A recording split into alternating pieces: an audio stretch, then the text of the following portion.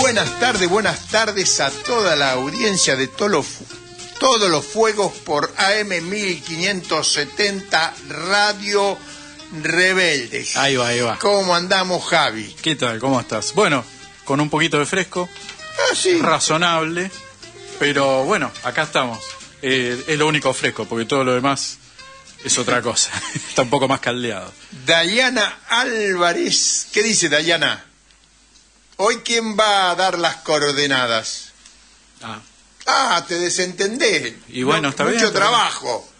Bueno, no le pagamos. Toca, está muy bien. No, mentira. Bueno, Dayana igual, sin ella, acá no estamos. Es esencial, central en todo esto. Saludá a la audiencia. Bueno, ahí está. Saluda. Ahí me escuchan, ¿no? Ahí va, ahí se escucha, sí. Buenas tardes, Daniel, buenas tardes, Javi, buenas tardes a todos los y las oyentes. Sí, como dijiste, nos pueden escuchar a través de AM 1570, también nos encuentran en YouTube, en Radio Rebelde OK, y pueden dejarnos sus mensajes al 11 26 90 8496. Buenísimo, muchas gracias. Ya saben, escriban, manden lo que les parezca, opinen, todos bienvenidos. Bueno, vamos a la editorial. El título está inspirado por un hecho de la física.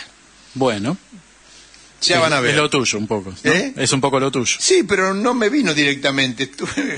Pasó. Está bien, pasó. Está muy bien. Porque puse una palabra que podía ser conflictiva, entonces busqué y ahí apareció la física. Ahí va. Un hecho de física sí, que yo conocía, pero no me había acordado. Santucho y el PRT iluminan una política marxista y revolucionaria. El próximo 19 de julio conmemoramos el 49 aniversario de la caída en combate del secretario general Mario Roberto Santucho,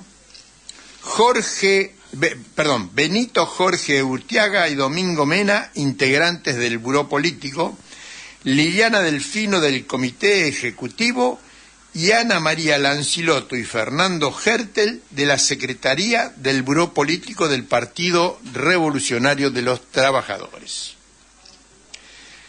Vamos a hablar de su línea política. Antes que nada, recordar que este sábado precisamente va a haber una actividad en memoria. Este sábado. Sí. Ahora después damos datos, pero para que lo sepan los oyentes y las oyentes.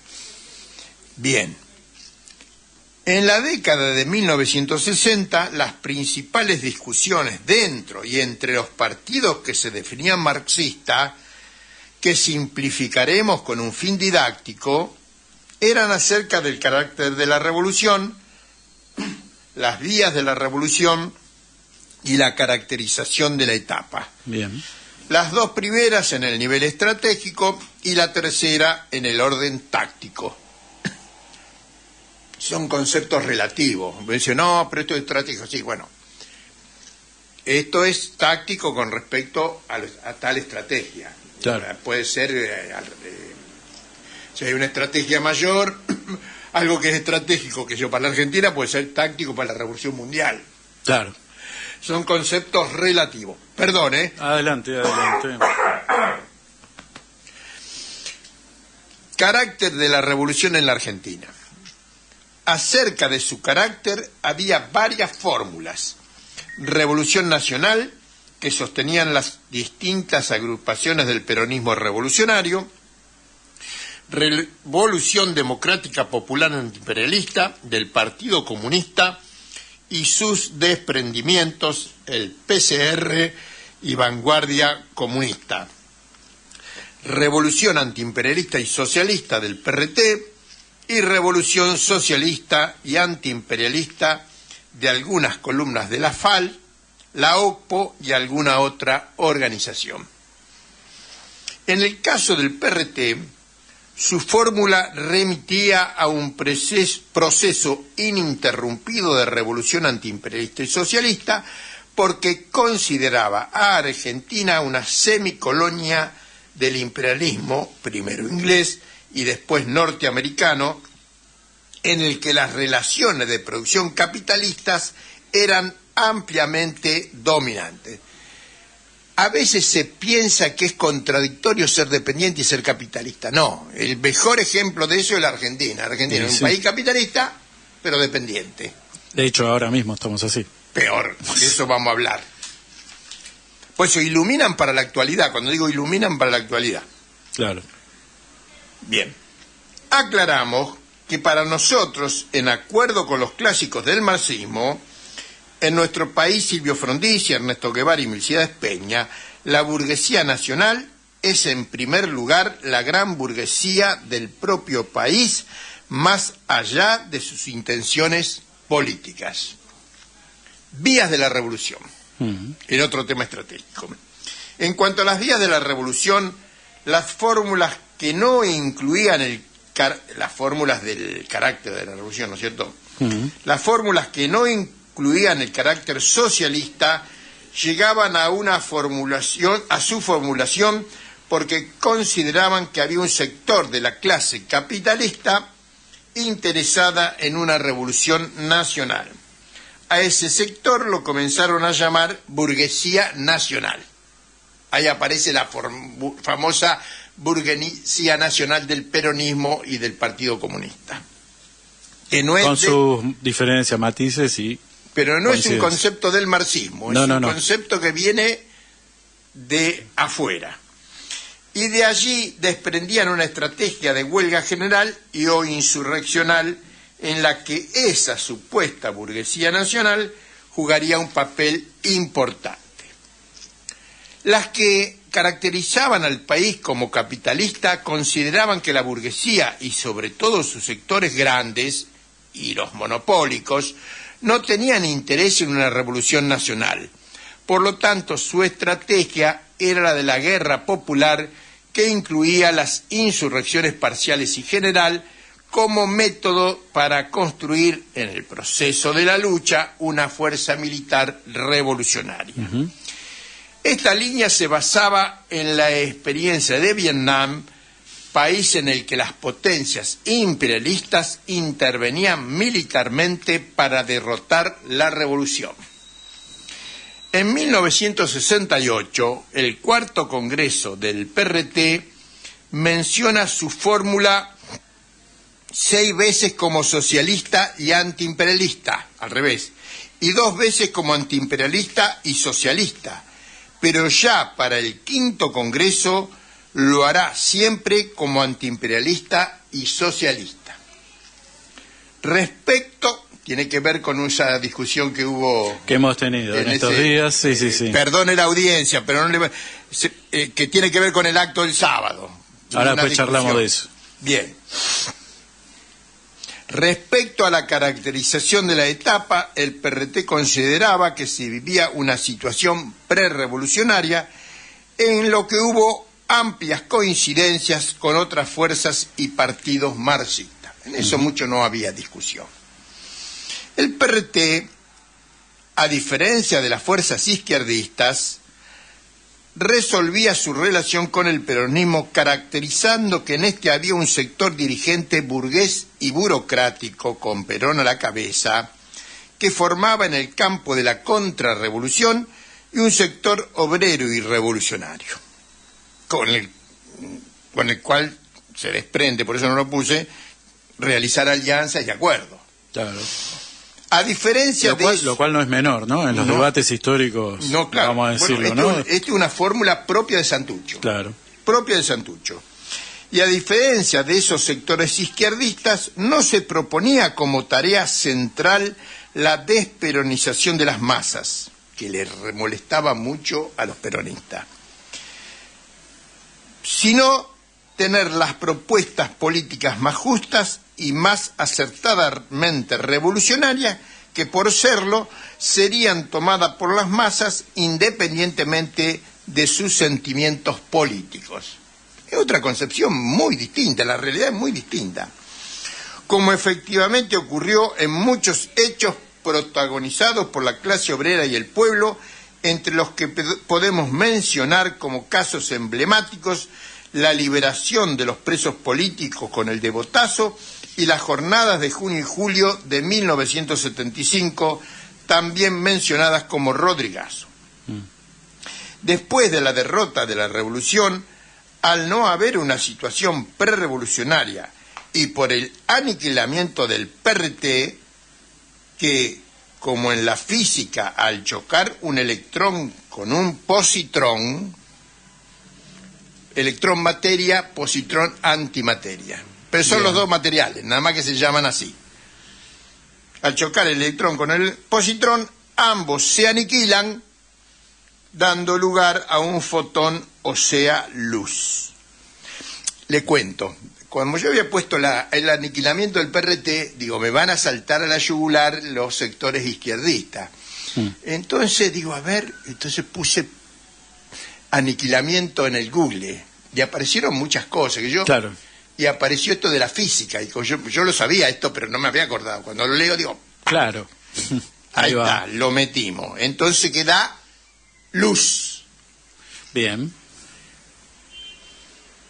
No sean, o sea, estas cuestiones estratégicas de las que venimos hablando, carácter de la revolución, vía de la revolución, etcétera, no se han discutido estas fórmulas, lo cual es una grave carencia, porque ellas siempre deben orientar la construcción revolucionaria, aunque no haya una revolución. Ahora no se discute porque no hay un proceso revolucionario, pero lo mismo hay que tenerlas en cuenta porque orienta la construcción para el futuro. Claro, obviamente. Para no irse por las ramas. Todo esto, no discutirla, ha permitido que se las reemplace por una serie de categorías izquierdistas, no marxistas, para ornamentar políticas economicistas y reformistas, a saber, clasismo, delimitacionismo, frente populismo en el trotskismo, que ya hemos criticado ampliamente. Otra es la que caracteriza a nuestro país como un capitalismo monopolista de Estado, que en una mirada superficial parece correcta, pero olvida lo fundamental de este capitalismo, es decir, su carácter dependiente y atrasado.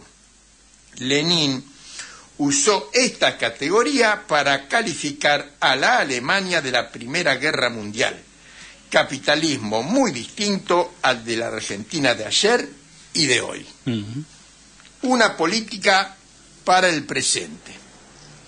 49 años después de la caída en combate de la mayor parte de la dirección del PRT, de la derrota de la revolución en Argentina y América Latina, de la caída del muro de Berlín en 1989 y de la desintegración de la Unión Soviética en 1991, nos debemos preguntar qué queda en pie y qué debe ser incorporado en una política que se proponga avanzar revolucionariamente al socialismo.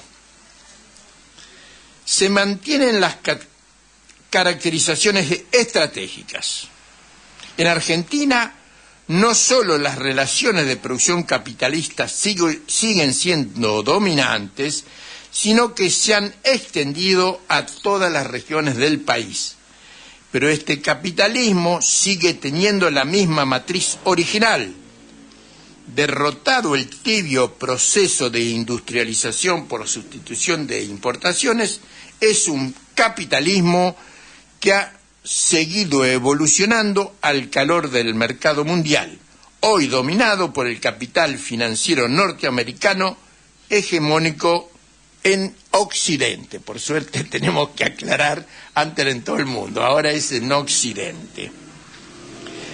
Bueno, muy complejo esto. No, está bien, no nos vamos a meter en la rama, no va por las ramas, digamos. Determinando que la dependencia del capital financiero internacional y del Fondo Monetario Internacional se ha intensificado al punto que la fórmula de semicolonia al menos requiere ser analizada, ya que se nos presenta como una neocolonia y por momentos evoluciona a una factoría proveedora de materias primas. En la entrevista que le hicimos a Masitelli también habló de esto, de factoría. Ya hablaremos más que es una factoría. Por lo tanto, no ha variado la fórmula del carácter de nuestra lucha. Sigue siendo antiimperialista y socialista, como bien caracterizaran Santucho y el PRT. Pese a que no vivimos una situación prerrevolucionaria, sino contrarrevolucionaria, y justamente por ello no corresponde revisar las vías de la revolución de las fórmulas anteriores, porque no es aconsejable pensar la revolución desde la contrarrevolución. ¿Me explico? Sí, sí. Porque en un momento me propusieron, hace unos años, revisar las fórmulas aquellas, y yo me puse a pensar, estuve un rato pensando, digo, que me iba a poner ahora, que no... No, es un sinsentido. No tiene visto sentido. Así. Claro. Entonces no, me negué, digo, esto vamos a ver no. qué hay que hacer ahora. Claro. Pero sí darnos una política que nos saque de esta situación y nos lleve a otra de ofensiva de las masas. Para que eso ocurra, debemos militar intensamente, tomando como tarea central que las masas del pueblo trabajador argentino y latinoamericano adquieran conciencia de su situación de explotación capitalista y de dependencia del imperialismo. Para ello, no alcanzan los necesarios análisis y la importancia de las propuestas, sino que deben ser refrendadas por las masas en el campo de batalla de la lucha de clases y de la lucha antiimperialista. En el PRT no le dábamos mucho énfasis al programa máximo, es decir, al programa socialista. Lo mismo que hacía Marx, que solo escribió sobre el tema en su crítica al programa de Gotha, como nos recuerda el Che. Pero después del desmoronamiento del socialismo, nos parece que debemos reconstruir esa utopía socialista por la que vibraron y lucharon los pueblos y las clases obreras del mundo durante los años que van desde el Manifiesto Comunista en 1848 y la Comuna de París en 1871 hasta el triunfo del pueblo vietnamita frente al imperialismo norteamericano en 1975. Ahora viene cosa conocida que decimos todos los días en el programa. Bien, volvemos a lo de siempre. Después de años de meditar y reflexionar, fuimos elaborando lo que pensamos como fórmula popular de lo que es el socialismo. Al menos del socialismo latinoamericano de Mariátegui, Fidel y Guevara, y al igual que Lenin, luego del triunfo de octubre y de la guerra civil en 1919, empezaban a ganar, ¿no? La ganaron 2 años más. Claro. Preguntado qué era el socialismo, respondió que era el poder soviético y la electrificación del país, que es la base de la industria. Algo nada menor, ¿eh? Plantearlo en esos términos. No, y era el jefe de la Unión Soviética. Por ejemplo. Dijo esto. Claro. De la misma forma, nosotros decimos que el socialismo es el poder de los pueblos organizados en asambleas políticas. O sea, eso es el poder soviético. Claro. Son asambleas de los pueblos organizados en asambleas políticas. Y la revolución industrial, base económica de la independencia nacional y el socialismo. Que no estamos perdidos lo confirma el hecho que un año después de la aparición de nuestro libro sobre la revolución industrial en la Argentina, que se llama, como hemos dicho muchas veces acá, Programa Económico para la Independencia Nacional y el Socialismo, los BRICS, ¿hace falta explicar a quién? No. Creería que no. Quiero pensar que los oyentes y las oyentes ya algo están familiarizados. Resolvieron la necesidad de una nueva revolución industrial. Seguro que no fue porque leyeran nuestro libro, pero sí dice que no andamos por las nubes de Úbeda. Yo la primera vez que escuché esto de las nubes de Úbeda me maté de risa porque lo dijo un viejo, tan viejo como yo ahora, que era de Catamarca, el jefe del peronismo de Catamarca, y se me fue el nombre. Bueno, digo, ¿qué serán las nubes? Ahora sé lo que son las nubes de Úbeda. Úbeda es un pueblo de España, pero el dicho original es los montes de Úbeda, las montañas de Úbeda. Ahí va. Entonces, fulano está perdido en las montañas de Úbeda. Y bueno, después alguien, no sé qué le pasó y se llegó, transformó en nubes. Modificó. Bien. Entonces, no andamos en las nubes de Úbeda, como esa izquierda que quiere repartir las escaseces del capitalismo. Ese nunca fue el programa de Marx y Engels, sino el extremo a que ha llegado esa izquierda bien caracterizada por Santucho como espontaneísta y economicista. Con Santucho y el PRT reiteramos: revolución antiimperialista y socialista. Como militantes del PRT, proclamamos que la base material de la independencia nacional y el socialismo es la revolución industrial sostenida por el poder de los pueblos. Bueno, hasta ahí. Bueno, más. Tenemos una cosa cortita. Teníamos un audio. Un audio. Pero vamos a explicar. Sí. No, porque lo voy a nombrar, porque si no, viste, va a quedar ahí de quién habla, de quién habla. Hace 2014, pues. Sí. O a partir de eso. Bueno, yo publiqué varias veces, dije que Firmenich y Perdía acerca de lo que había pasado el 19 de julio del 76, el día que cayó Santucho, Urteaga Mena y el resto de los compañeros, daban 5 versiones distintas. Si vos das 5 versiones distintas de un hecho, por lo menos 4 son mentiras, o las 5. Claro. ¿Qué hizo este individuo, periodista Carlos Arnares, que está en esta radio? Me dicen, no le des mucho porque está en la radio. Bueno. Que yo decía que Firmenich había entregado a Santucho. Es una vieja argucia para desmerecer un argumento. Yo dije que miente. Y después que escuchen ahora a Firmenich, van a pensar que no solo miente, sino que, pero no voy a dar calificativos, que cada uno le ponga el que cree que se merece. Y presten atención porque el audio está muy bajito. Es una entrevista a Mario Eduardo Firmenich de 1995. A ver. Clara de Palermo. El día que mataron a Santucho estaba programada una reunión entre Montoneros y el ERP. ¿De qué se iba a hablar en esa reunión? No, no es verdad. No es verdad y leyó mal la versión equívoca que da la señora Sebane sobre el asunto de la muerte de Santucho. El día que murió Santucho no había ninguna reunión programada entre Montoneros y el ERP. Era el día que Santucho se iba del país y ese día Gringo Mena, que vivía, creo que era la casa de él donde estaba Santucho, fue a una cita, lo capturaron, según la señora Sebane, en los documentos de Mena figuraba el domicilio de Santucho. En otras hipótesis uno puede considerar que Mena haya delatado el domicilio. Lo concreto es que ese es el modo como de Santucho. No había ese día ninguna reunión de los Montoneros y el ERP. Voy a aclarar otra cuestión. En aquel periodo, antes de eso, hubo algunas reuniones de Montoneros y ERP donde estuvo en discusión la posibilidad de constituir algún modo de coordinación de apoyatura logística mutua para enfrentar la dictadura.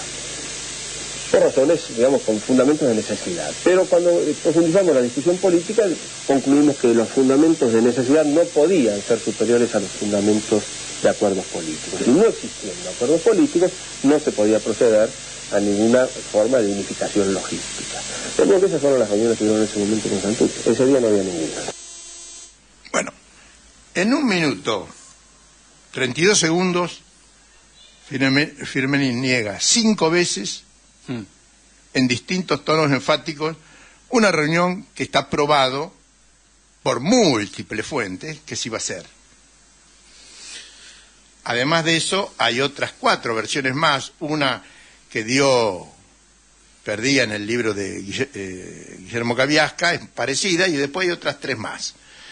Bueno, y encima, como si esto fuera poco, dice que una posibilidad es que Mena haya entregado a Santucho, un dirigente revolucionario. No puede decir eso de otro dirigente revolucionario, y más de Domingo Mena, inmaculado, que fue torturado 3 meses, y que lo único que hacía era alentar a los demás compañeros torturados en Campo de Mayo para confortarlo, para alentarlo, para mantenerlo. Ese es el héroe Domingo Mena, del cual Firmenich dice lo que acaban de escuchar. Yo no lo voy a calificar, pero dejo que cada uno saque sus conclusiones. piense. Hace un par de números en la revista Crisis, Mario Santucho, precisamente, el hijo, viene sacando un par de artículos, porque él está de investigar esto y también tiene ahí un par de trabajos sobre el tema. Yo creo que lamentablemente sigue siendo un tema abierto aún, ¿no? Más allá de las sospechas. Les cuesta, porque Mario y Marcela, Mario no me daba bola, Marcela se peleaba conmigo, pero ahora Marcela se ha hecho amiga y Mario por lo menos considera como que lo que uno dice no es una boludez. Bueno, algo dice, ¿no? Bueno, nosotros no hemos persistido durante todos estos años en la defensa de la historia, de la línea del Partido Revolucionario de los Trabajadores y de su secretario general y comandante jefe del ERP, Mario Roberto Santucho, y lo vamos a nombrar, Domingo Mena, que era mi jefe, Domingo Mena, que era un tano, cabrón, extraordinario tipo, que yo lo vi pocas veces, pero las veces que lo vi era como si lo conociera de toda la vida. Claro. Pero se contenía porque venía en papel de dirigente, claro, pero a veces no se aguantaba. Tenía que estar en ese rol. Y algún chiste se contaba, pero era bueno, era mi jefe directo. Mencionamos entonces para los oyentes y las oyentes que quieran, que puedan, este sábado va a haber una actividad convocada por varios colectivos, organizaciones, agrupaciones, etcétera, que va a tener lugar en Avenida Mitre y La Prida, en Villa Martelli, precisamente ahí a escasos metros, digamos, de donde fue, el combate, donde cayeron los compañeros y compañeras. Reiteramos, Avenida Mitre y La Prida a partir de las 14:30, donde, se va a estar recordando a la figura de los compañeros y compañeras, su memoria, habrá palabras seguramente, y aparte, un poco también la idea de esta actividad es iniciar una campaña por la aparición de los restos de los compañeros, particularmente de Santucho, de quien hasta el día de hoy, no se sabe dónde está, no se sabe qué se hizo. 6. No, exactamente.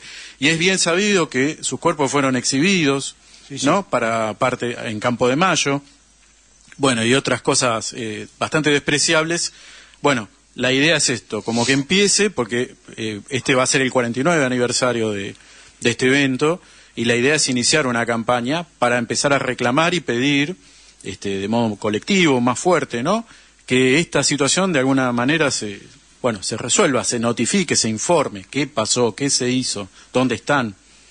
Así que ya lo saben todos y todas, el sábado ahí en Villa Martelli nos estaremos viendo seguramente. Y ahora nos vamos a la tandita de las 1:30 y volvemos con Javi Rodríguez. Volvimos, nunca nos fuimos, seguimos acá dando pelea. Bien, ahí estuvimos escuchando, hay un montón, es una charla interesantísima y un debate necesario que todavía no se ha saldado, ¿no? Ojalá, si con la actividad inicia una campaña que pueda dar resultados, la verdad sería un gran logro, porque hay cuestiones que no están resueltas, ¿no?, en la Argentina. Y ahora charlamos un poco de algo que en parte estábamos medio elucubrando la pasada semana, cuando dejamos pensando, ¿no?, cuando hablábamos con el compañero, ¿no?, sobre esta cuestión de él proponía, ¿no?, este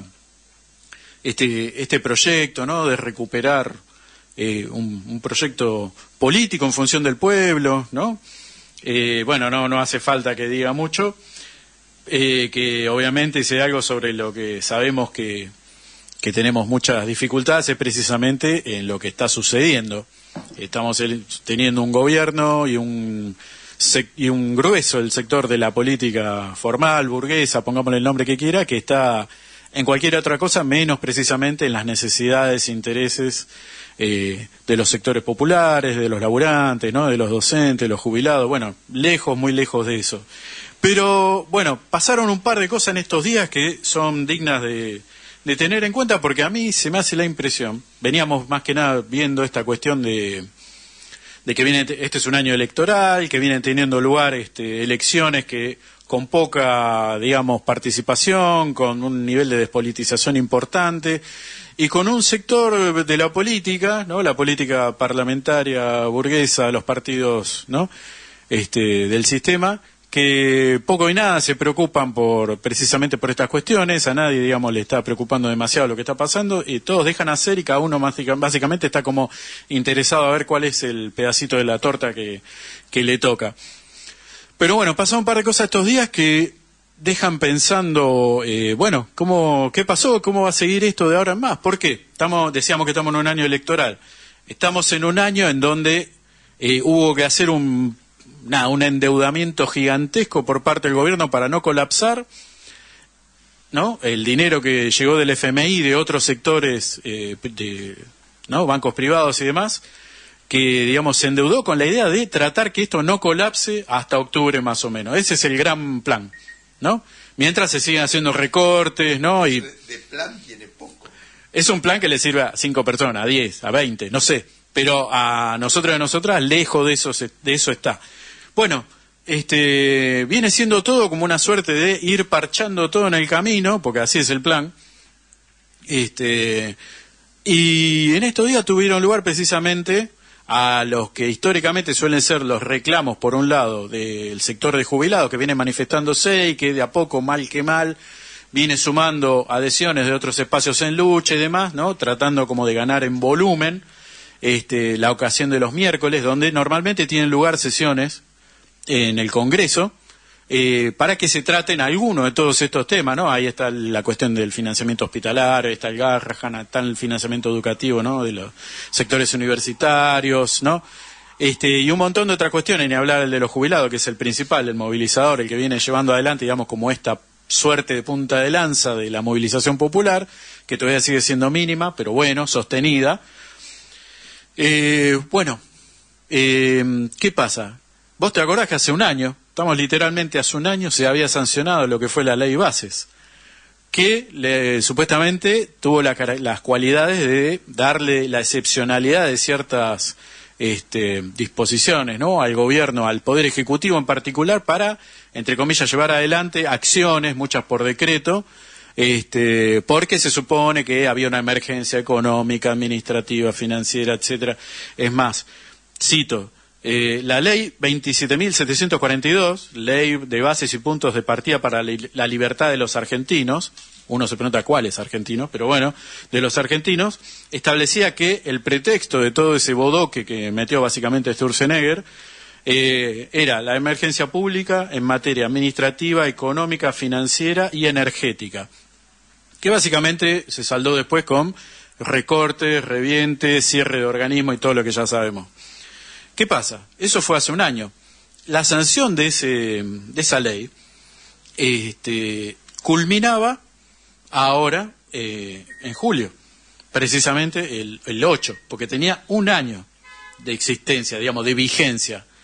Se suponía que en un año iban a pasar todas las cosas que tenían que pasar, y para cuando estábamos ya en este momento, ahora, ya deberían estar funcionando las cosas probablemente. La cuestión es que, bueno, vemos que lo que está funcionando es cualquier otra cosa menos una cierta normalidad del gobierno, en el sentido de haber logrado cierta estabilidad o demás. Lo único que se logró es lo que todos sabemos: mayor precariedad, mayor desempleo, mayor pobreza.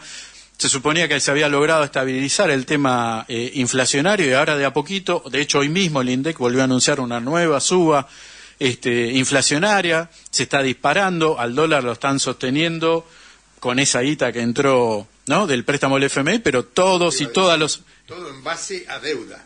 Endeudamiento, y volvemos a lo mismo. Todo esto tiene una fecha, es octubre.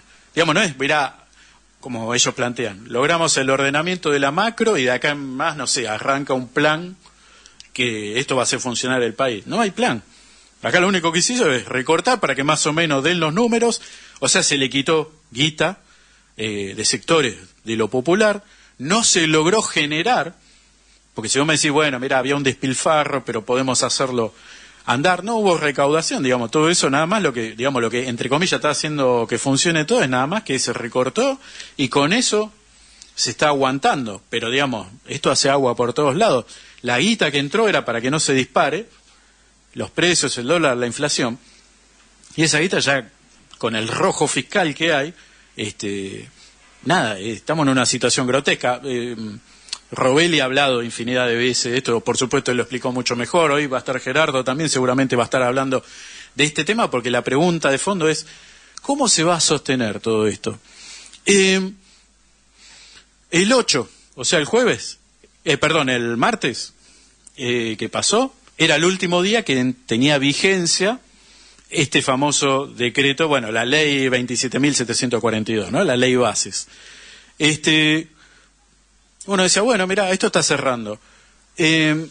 Al otro día, a la mañana, extrañamente apareció un nuevo decreto, el 461-25, el cual resuelve, aprovechando eso, ¿no?, que era el último día de vigencia, el cierre de 101 organismos, entes, oficinas, fondos, programas nacionales, etcétera, etcétera.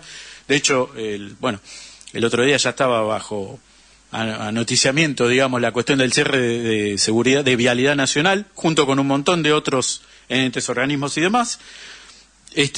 Básicamente diciendo que todo eso es lo de siempre. Esto es una decisión de Sturzenegger. Esto es deficitario, se pierde guita, está lleno de ñoquis, bla, bla, bla, bla. La cantinela de siempre para justificar algo que en realidad son pedidos que vienen de afuera. Cerrame todo esto porque yo necesito que cierren los números, así me pueden devolver la guita al FMI y a los bancos, ¿no? Una cosa, muchas de las cosas daban para mierda, muy mal. Sí. Ahora arreglalas, no exactamente, las rompas. Exactamente. De hecho, una de las disposiciones que se hizo... Eso es como tener un auto, se te pincha una goma o se te pincha las 4 gomas y vos agarrás un bate de béisbol y le entras a sacudir a la cabeza. Sí, o las tirás, no sé, hacés lo que vos quieras, ¿no? Arreglalo. Se parcha, se arregla, se mejora, se arregla, se pone pieza nueva, lo que tenga que ser, pero digamos, va por ahí. De hecho, varios de estos organismos, lo único que se hizo es, pasan a ser oficinas, organismos enteros, ¿no? Pasan a ser ahora oficinas con 3-4 personas para llevar infinidad de situaciones, problemas y demás, pero como esta gente, evidentemente, estamos hablando de Sturzenegger, un tipo que jamás trabajó, ¿no? Que un tipo que precisamente habla del sector privado, pero se la pasó toda su vida básicamente cumpliendo funciones del sector público, desguazando, privatizando, desarmando y demás, para después dar clases. De la pala. No, no la pala física, no sé si tendrá otra pala, pero bueno, eso lo dejamos para otro debate. La cuestión es que básicamente metieron esto así como, bueno, tiene que salir, porque ya se acababa esta ley bases, y el propio miércoles, extrañamente, porque se suponía que iba a haber la sesión de los miércoles, en este caso del Senado, se pasaba de alguna manera para el jueves, porque obviamente el miércoles fue 9 de julio. Sintomático, además, tener presente que normalmente se hace un acto en Tucumán, ¿no? Es el Día de la Independencia de nuestro país. Pero como había neblina, al presidente le pareció que era peligroso y no fue. Lo esperaron hasta último momento, es lo normal. Vuelan los aviones con neblina. Hay gente que viajó, de hecho, algunos que otros han viajado. Fue la vicepresidenta. Por ejemplo, y algún que otro funcionario. Y sin embargo, bueno, no, el presidente mejor se quedó acá con sus perritos, no sé, comiendo milanesa, como le gusta a él, ahí en Olivos. Bueno, muy sintomático todo, ¿no? Pero algo que pasó y que uno dice, ¿qué está pasando acá? Con todo esto es que, bueno, el amigo Caputo anda desesperado porque, como estamos diciendo, los números no van a dar. No dan ahora, no van a dar en 2 semanas y no van a dar hasta octubre. No iban los gobernadores. Ese, por supuesto, es otro tema. Ahora no vamos a meter en ese tema, porque en realidad eso es un poco el trasfondo, ¿no?, de lo que está pasando acá. No es que iba porque había neblina. Iba porque hace meses ya que los gobernadores, particularmente los que vienen siéndole funcionales, que tipo, bueno, yo te voto y después vos me liberás tal guita, ¿no? Lo que normalmente se llaman los ATN, ¿no? Los aportes del Tesoro Nacional, que son guita, porque sepamos cómo funciona todo esto. Las provincias recaudan impuestos, recaudan dinero. Eso pasa al Estado y después el Estado administra según lo que necesitan las empresas para distintas cuestiones, las provincias, y le toca lo proporcional a cada una. El tema es que el gobierno viene recibiendo la guita y no la distribuye. Y usa parte de eso precisamente para parchar todo este desastre que viene sucediendo. Y los gobernadores hace ya un año que están escuchando promesas, bueno, ya te vamos a enviar, ya te vamos a girar, ya te vamos a esto y aquello, pero hasta ahora no pasa nada. Entonces lo vienen persiguiendo, han hecho reuniones, han venido gobernadores hasta acá a hacer conferencias diciendo, bueno, estamos esperando que nos larguen la guita, que nos corresponde, es algo constitucional, está establecido, es un acuerdo. Nada, gobierno cero, ausencia, sin declaración, el presidente girando por el mundo. Nada, entonces, vos te recordás que el año pasado, cuando se firmó este acuerdo para la ley bases, se hizo en Tucumán, se hizo a la medianoche, vos te recordarás. El pacto de mayo que se firmó. Que se firmó en julio, bueno, maravilloso. Lo mínimo era que este año se haga lo mismo, básicamente. Bueno, no hubo viaje, no hubo pacto, no hubo nada. Más que, bueno, la aparición del gobernador de Tucumán ahí hablando y diciendo un par de cosas, lo que normalmente se hace en un acto para estas fechas, allá en Tucumán. Y lo que sí se vio, luego de haber enviado este paquete de reviente de lo que queda de gran parte de la Administración Pública Nacional, que mencionábamos antes, ¿no? El decreto 461 de Sturzenegger, lo que escuchamos fue algo extraño. Vos lo tenés a Fantino. Sí. ¿No? Muchacho que él está haciendo, es parte del hombro que está bancando todo esto. Del deporte. Sí, pero evidentemente está en otra cosa. Periodista deportivo. Periodista deportivo y ahora filósofo. Porque se recibió hace unos meses. De licenciado en filosofía. Vos fijate, ¿no? Qué bien. Escuchamos brevemente una supuesta charla que tuvo con Luis Caputo, y que lo puso preocupado. Vamos a oír. Hablé con Toto Caputo, vamos a hablar abiertamente. Hablé con Toto Caputo casi una hora. Y se los quiero contar por si se angustian un poco cuando vean lo que pase en los próximos días con respecto al dólar y con respecto a los números que van a empezar a venir. Entonces les voy a contar mi off con Toto Caputo, ¿ok?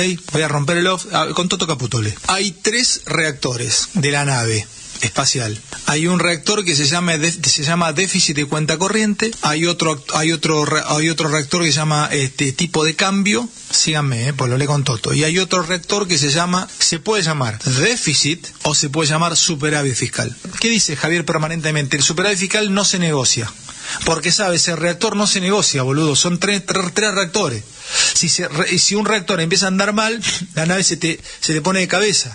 Y suponiendo que todo funcionara mal y entrara el primer misil y le empezara a lastimar el superávit y pase a ser déficit fiscal, 4 puntos de déficit fiscal porque tenga que ponerla, vamos a bailar y la vamos a pasar muy mal de acá a diciembre. Guarda que se va a mover la nave, se van a sentir los misiles, Vos que estás del otro lado vas a sentir, papito, Si sos clase media, estabas viajando y habías pagado un viaje a Bucios para fin de año, olvídate, tal vez no puedas viajar. El dólar se va a ir arriba de la banda, va a tener que salir plata al Banco Central, el riesgo país se va a ir arriba de los 1100 puntos, 1200 puntos. ¿Cómo va a seguir esto? No lo sé, muchachos. Soy muy gráfico para los ejemplos, sí, claro, porque fui a buscar la fuente y acá se ríen todos en el chat. Posta, loco, se lo estoy contando cómo es. Se va a mover, sépanlo, mirame a los ojos, vos que estás del otro lado en el chat. Sí, se va a mover y mucho. Va a ser bravo, muy bravo. La vamos a pasar para el orto, sépanlo, ahora lo digo 3:29 de la tarde. 3:29 de la tarde. Bueno, creo que es bastante gráfico este muchacho y uno dice, ¿por qué de repente esto, no? Tener que salir a decir este tipo de cuestiones así de un modo tan visceral y de repente presentando que se viene un escenario catastrófico. Están preparando de alguna manera lo que viene, están preparando para echar culpas a otros del colapso que están generando ellos con su incapacidad para poder sostener esta situación. Están tratando de generar un poco de miedo como para que la gente diga, no, esto es lo que tenemos que preservar y demás. Le están avisando a sus amigos para que también, fíjense a qué están jugando, así estamos todos en la misma, mirá que si no nos prendemos fuego. Pero digamos, que es sintomático que justo lo hagan en el momento en que deja de tener vigencia la ley bases y que, entre comillas, ahora tienen que jugar en serio. Porque, digamos, esta cuestión de emitir decreto y legislar, digamos, a simple firma, como se venía haciendo, ahora tiene que, les guste o no, aceptar, entre comillas, la normalidad institucional de la división de poderes. Vos sabés que hay 3 poderes, que hay un poder que genera leyes y hay otro que tiene que ejecutar esas leyes, que es el poder ejecutivo, el presidente, y después está un poder judicial que se supone que es el que controla que eso funcione, pase bien más allá, que después sabemos que todo eso es bastante discutible, pero digamos, ahora hay que jugar en serio, entre comillas, ¿no? Ahora las leyes tienen que entrar al Parlamento, se tienen que discutir en comisiones, después entran en la sesión y después tienen que salir. Se tienen que aprobar por las 2 cámaras y eso. Básicamente el juego... Yo pregunto, sí. De superestructura no entiendo mucho.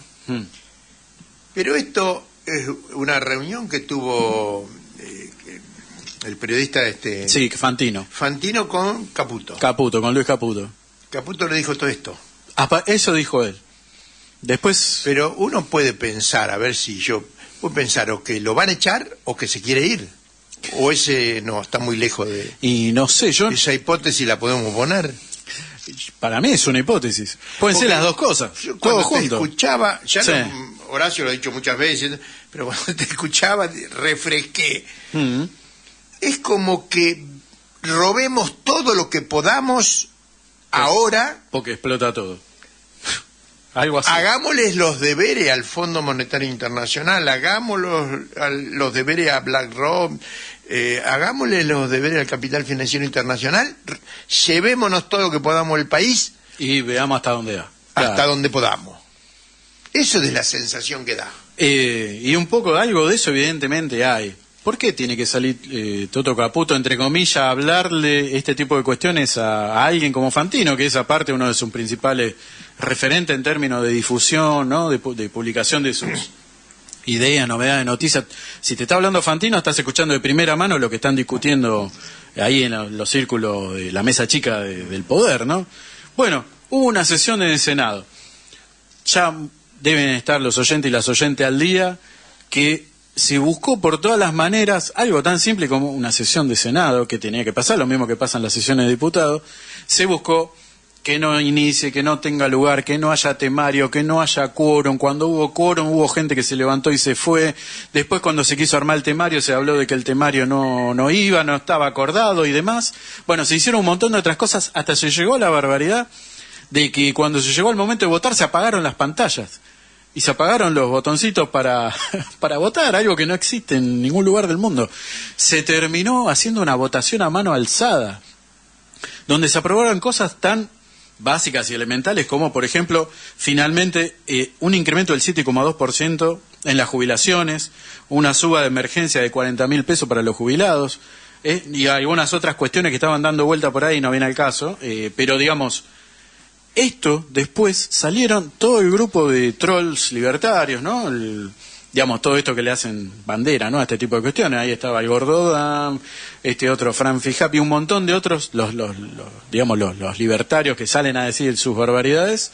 Salieron a pedir básicamente un golpe de Estado, salieron a proponer que salgan tanques a la calle, hablaron de cerrar el Congreso, hablaron los libertarios, ¿no? La gente que se supone que habla de viva la libertad y demás, salieron a proponer que directamente se gobierne así, por decreto y demás, teniendo presente que en estos días, además, con las modificaciones que hizo la ministra Patricia Bullrich, estamos teniendo ciberpatrullaje, y hay mucha gente denunciada y detenida por el simple hecho por ahí de publicar algo en contra del presidente, pero estas barbaridades que está haciendo esta gente, sin comentarios, sin nada. En principio, habrá que ver si de ahora en más esto generó un montón de problemas en el gobierno. Vamos cerrando acá porque ya estamos. Esto generó un montón de problemas porque a partir de ahora de repente parece que van a tener que empezar a tomar dimensión de que el juego político incluye estas cosas, negociar proyectos, discutir, ¿no? Y acordar. Evidentemente a mí se me hace que muchos gobernadores ahora de repente le dijeron, vos querés cuál es mi precio, y ahora es un poquito más alto mi precio, ¿no? Porque fíjate cómo yo si quiero te bloqueo todo. Vamos a ver cómo reacciona el gobierno. Hasta ahora, en principio, desde un punto de vista de lo político, no se vio gran respuesta. Vamos a ver si hay nafta atrás de todo esto o lo que se viene es algún tipo de colapso. Estamos, Javi, ahí con pocos minutos. Vamos rápidamente a Voces por Cuba y después a la columna económica. Ahí va. Hola audiencia, amigas y amigos, habla Alberto Más, secretario del Club Argentino de Periodistas Amigos de Cuba, compartiendo con ustedes este espacio semanal de análisis y resistencia latinoamericanista y antiimperialista que llamamos Voces por Cuba. La ciencia en Cuba no tiene orientación de mercado, sino que está encaminada a resolver los principales problemas de la población. A partir del triunfo de la revolución, se le fue dando un gran impulso a las áreas de biotecnología y a la medicina. Fidel, con una gran visión estratégica, impulsó el desarrollo del sistema de ciencia, tecnología e innovación pasando de ser uno de los países con menor desarrollo científico-tecnológico en el año 1959, a transformarse en 6 décadas en una potencia médica y biotecnológica del sur global. En 1960, en algunas escuelas universitarias se dieron los primeros pasos hacia una reforma radical de los planes de estudio para que contribuyeran a la mejor preparación de los estudiantes y al desarrollo sostenido de la investigación científica en las universidades. Como parte del proceso de instrucción del pueblo cubano, se crearon las facultades preparatorias obrero-campesinas en todas las universidades para así posibilitar el acceso de los trabajadores a la enseñanza superior. Podríamos decir que en 1961 se dio el primer gran paso con la campaña de alfabetización y la formación en el exterior de cientos de jóvenes científicos, pues Cuba no contaba con el nivel de posgrado desarrollado para ello. Se pasó en muy poco tiempo de un analfabetismo del 24% en la población mayor de 10 años al 3 y algo por ciento. Fidel crea por decreto en 1962 la Comisión Nacional para la Academia de Ciencias de Cuba, algo que estaba internalizado en toda la dirección de la revolución. En una visita a la Academia el 24 de marzo de 1964, el comandante Ernesto Che Guevara consideró que la institución debía trabajar con una visión a largo plazo del desarrollo de la ciencia internacional, que le permitiera ser la autoridad consultiva y la autoridad orientadora, más que la autoridad rectora de la ciencia en Cuba. El 1 de julio de 1965 se funda el primer centro científico multidisciplinario creado por la Revolución Cubana, el Centro Nacional de Investigaciones Científicas, que se dedica a la investigación científica en ciencias naturales, biomédicas y tecnológicas. En 1970 se crea el Sistema Nacional de Salud Único, integrando diferentes instituciones y servicios de salud que se caracterizan por ser público, gratuito y universal, priorizando la atención primaria, ofreciendo cobertura a toda la población. Se organiza en diferentes niveles de atención y se basa en la integración de la atención médica y epidemiológica, la promoción de la salud y la prevención de enfermedades. En 1978 se organiza un equipo de jóvenes científicos para trabajar en el desarrollo de ingeniería genética y en 1980 Fidel Castro se encuentra con el oncólogo norteamericano Randolph Lee Clark para dar los primeros pasos en el proyecto de desarrollo de la ingeniería genética. En 1981 Estados Unidos siembra el dengue hemorrágico en Cuba con la clara intención de generar una gran crisis epidemiológica y al poco tiempo la conjuntivitis hemorrágica aguda. Estos hechos llevaron a crear una institución dedicada a la producción a gran escala de los interferones leucocitarios y su aplicación clínica, que incluso se utilizó para combatir el COVID e impulsaron el desarrollo de la ingeniería genética, y se funda en 1982 el Centro de Investigaciones Biológicas, para luego, en 1986, dar origen al Centro de Ingeniería Genética y Biotecnología de Cuba. También se ha dado un gran impulso a la producción de medicamentos, equipos y servicios de alta tecnología como resultado del desarrollo científico-técnico, creando en noviembre del 2012 BioCuba Pharma, que no solo permitió mejorar la salud del pueblo cubano, sino que también permite generar bienes y servicios exportables. Ha obtenido Cuba resultados increíbles para un país del tercer mundo. Además, con el agregado de estar bloqueado por la principal potencia militar del mundo de los mismos inicios de la revolución. En Cuba se desarrollaron vacunas contra el cáncer, la meningitis, la hepatitis. En plena pandemia del COVID lograron impulsar 2 vacunas con la mejor efectividad del mundo y lograron tener uno de los menores índices de contagio y fallecimiento del mundo por millón de habitantes. También desarrollaron la inmunoterapia del cáncer, la neuroprotección, la cicatrización en el pie del diabético, entre otras tantas terapias y medicamentos que han puesto a la disponibilidad de los países y pueblos que lo requieran. Esta historia del desarrollo científico cubano fue acompañada siempre con una política de solidaridad y colaboración con el mundo.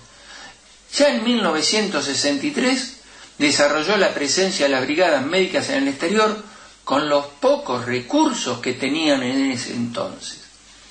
En 62 años, más de 400.000 profesionales de la salud han estado presentes en 164 países de todos los continentes. Incluso fueron los que frenaron la epidemia del ébola en África, que amenazaba con expandirse al mundo. Durante la pandemia del COVID, colaboró incluso con países del primer mundo, como Italia. Hoy, con una política de ataque a las brigadas médicas cubanas por parte de los Estados Unidos, presionando a países para que rompan sus acuerdos de atención médica con Cuba, para debilitarla así económicamente aún más, Cuba tiene alrededor de 30.000 colaboradores médicos en 67 países, profesionales de la salud que participan en misiones médicas y programas de cooperación internacional, ofreciendo atención médica en zonas alejadas de los centros urbanos, muchas veces inaccesibles y normalmente de población de alta condición de vulnerabilidad. Cuba, a pesar de las agresiones norteamericanas, del genocida bloqueo, resiste en su interior y mantiene firme su política de colaboración y solidaridad con los más necesitados de la urbe.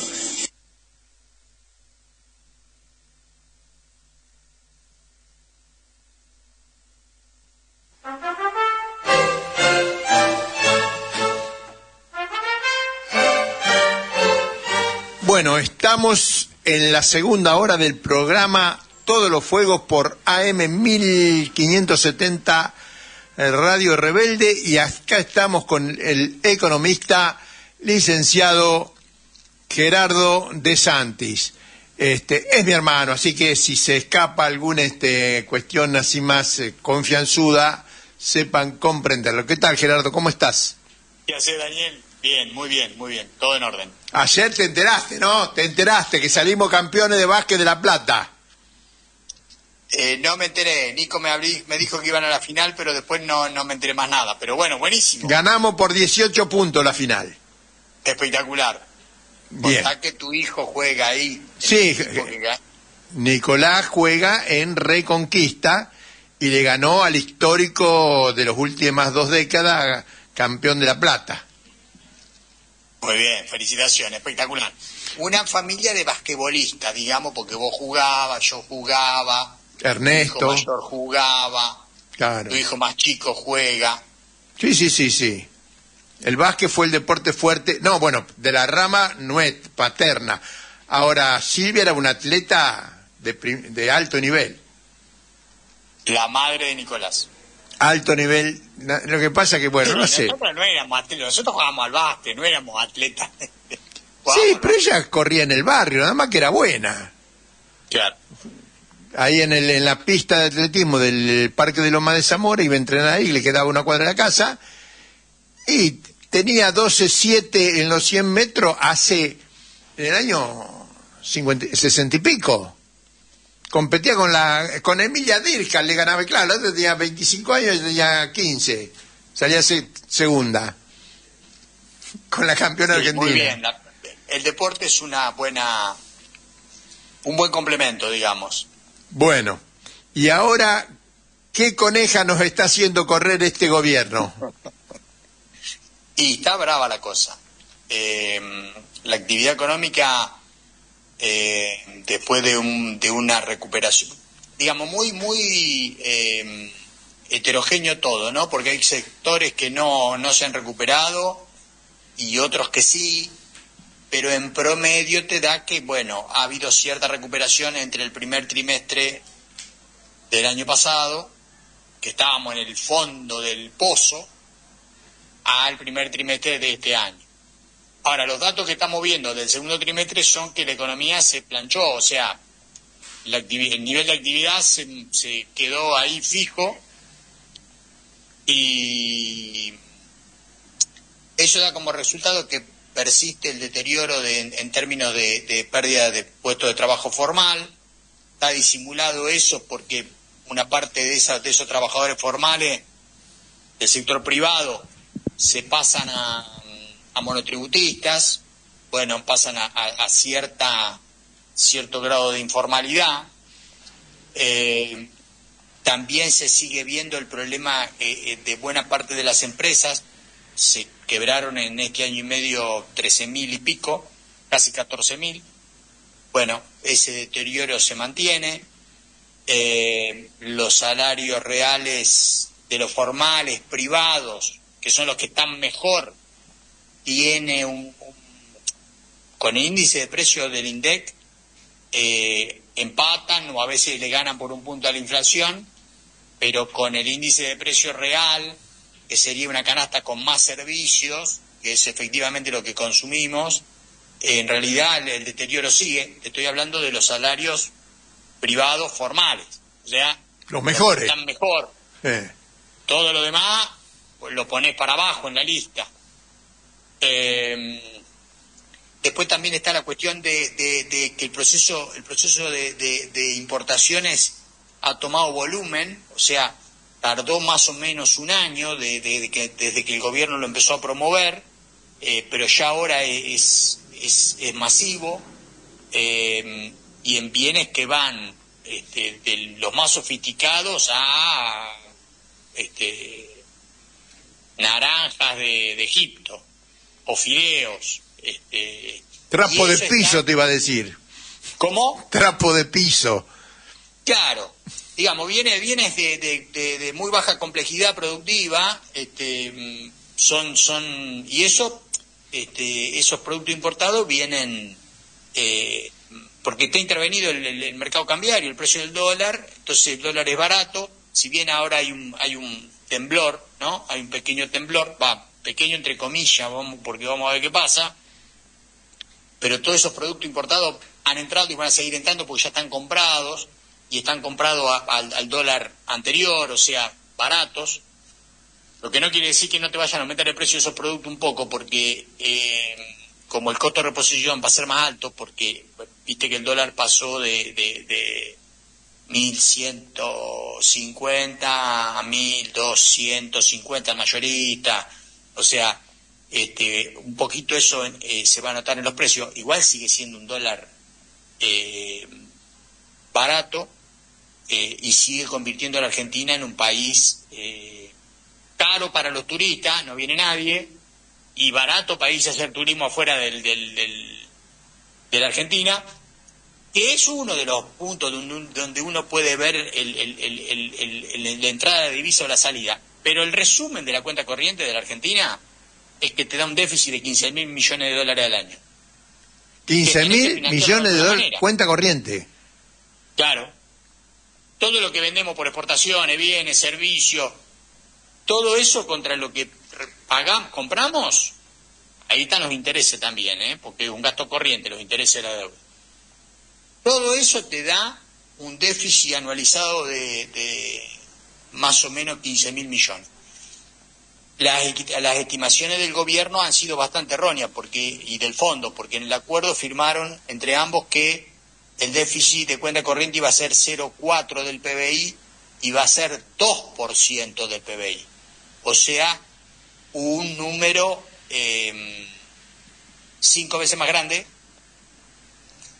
Que bueno, uno podría decir, porque pensemos que cuando a Macri cuando el modelo de Macri se estalló por sus propios defectos, el déficit en cuenta corriente era 5.5. Si vos comparabas el segundo trimestre del año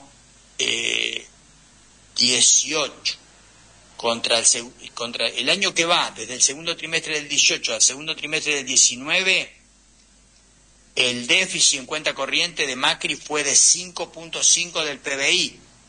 una locura total. Alguien te lo tiene que financiar. Es como que una familia gaste muchísimo más para vivir que lo que gana. Alguien te lo tiene que financiar. Bueno, obviamente que ya sabemos que a Macri se lo financió el Fondo Monetario, y en parte a este déficit de ahora, en parte también lo financia el Fondo Monetario. De cualquier manera, el requerimiento, si bien el déficit ahora todavía sigue es menor que el de Macri, 2 puntos del PBI, igual hay que tener en cuenta que el nivel de endeudamiento de Argentina subió. Entonces, el peso de la deuda es mayor, entonces hay que ver, digamos, no hay ninguna chance de que podamos amortizar deuda. La máxima aspiración puede ser que podamos pagar los intereses de la deuda, lo cual también es una cuesta arriba porque el gobierno se está endeudando a tasas más caras que tomando deuda para pagar deuda vieja. Esa deuda vieja paga tasa más barata que la deuda del canje de Alberto Fernández, del primer año de Alberto Fernández. Entonces ahí ese canje de deuda paga 3,5, ponele anual. Y estamos tomando deuda al 7, al 8, al 11, para pagar deuda que pagaba al 3,5. O sea que, ¿cómo? Es una locura total, tasa del 11. Y el gobierno, claro, es una fuga hacia el futuro la postura del gobierno. Sigo tomando deuda en pesos y en dólares, básicamente en dólares, pagando tasas cada vez más caras.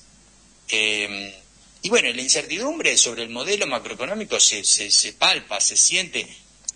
O sea, Daniel, acá, lo mismo que pasó con Macri. Decían que el riesgo país o la incertidumbre estaba causada por la oposición. Pero acá, cuando estaba todo tranquilo, el que dijo vámonos y dejémonos de especular acá y salgamos fue la JP, pero la JP Morgan fue la que dijo vámonos.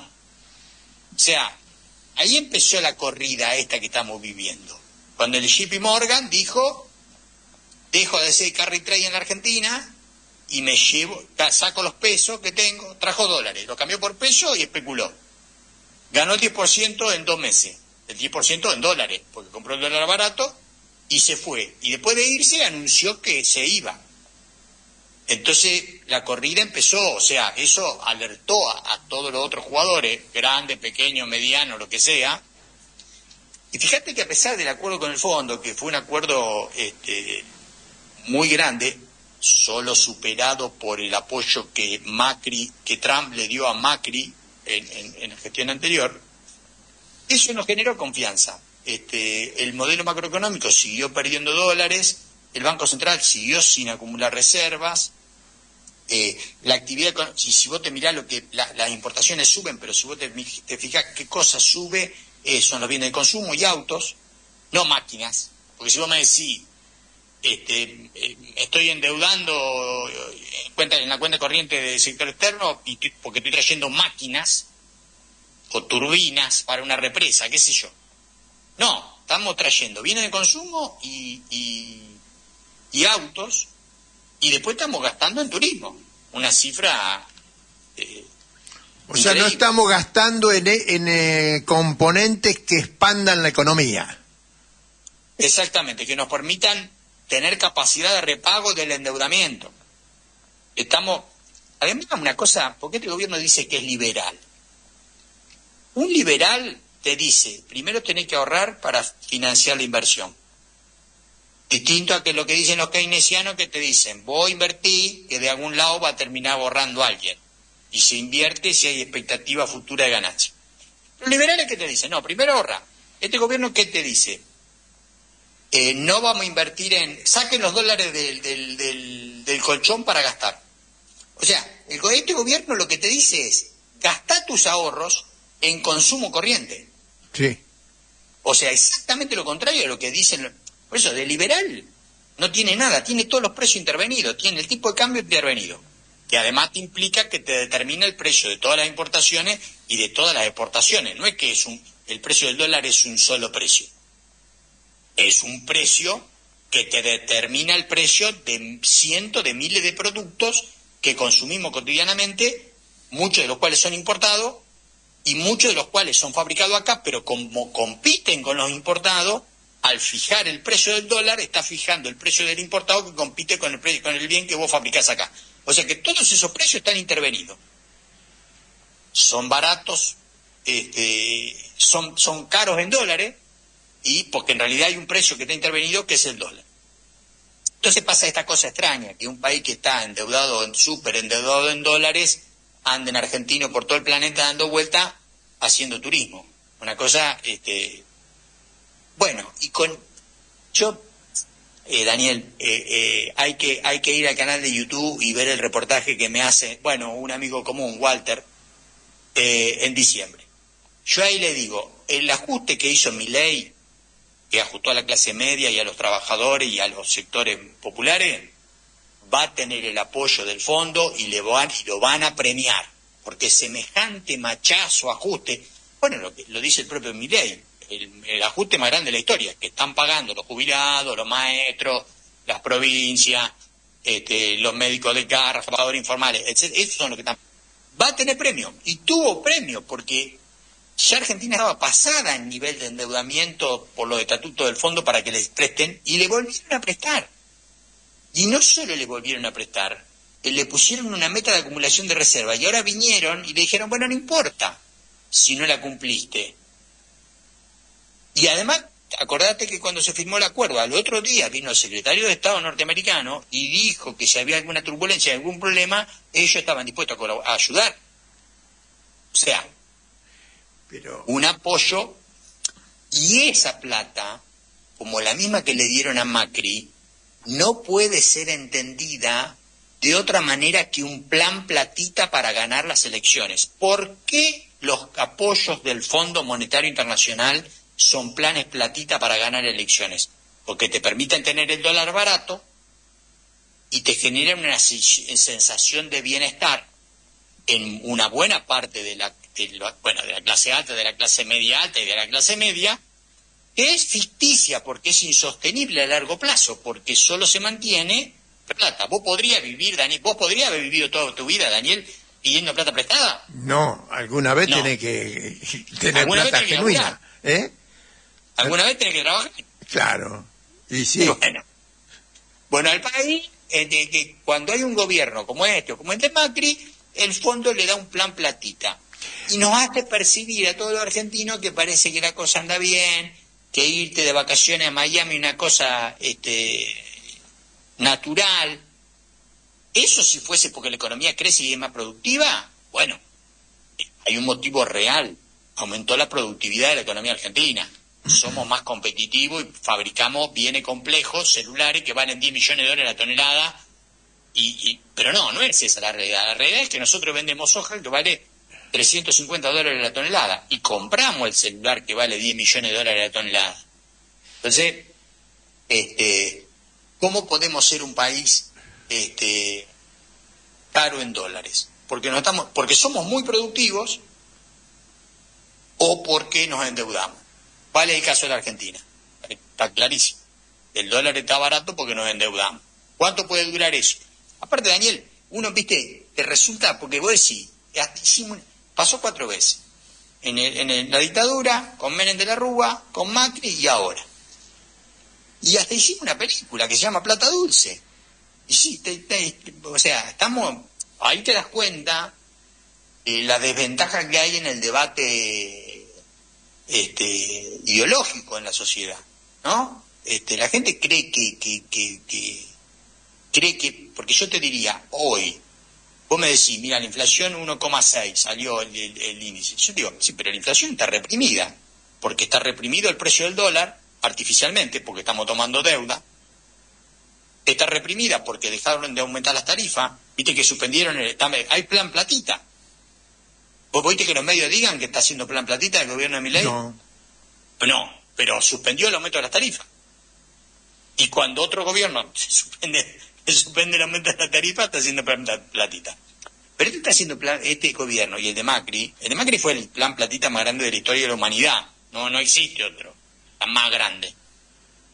Que le dieron 57.000 millones de dólares y ni siquiera eso frenó la corrida. Y todo fue, ya sé, me había olvidado a dónde quería llegar. Porque acá le echan la culpa del riesgo país, al peronismo, a la izquierda, a los movimientos populares. Eso es todo mentira. El riesgo país en Argentina no baja porque el plan económico del gobierno es inconsistente. Entonces, y es infinanciable. Entonces, por eso no baja el riesgo país. Y el riesgo país a Macri tampoco le bajaba y terminó en una corrida fenomenal.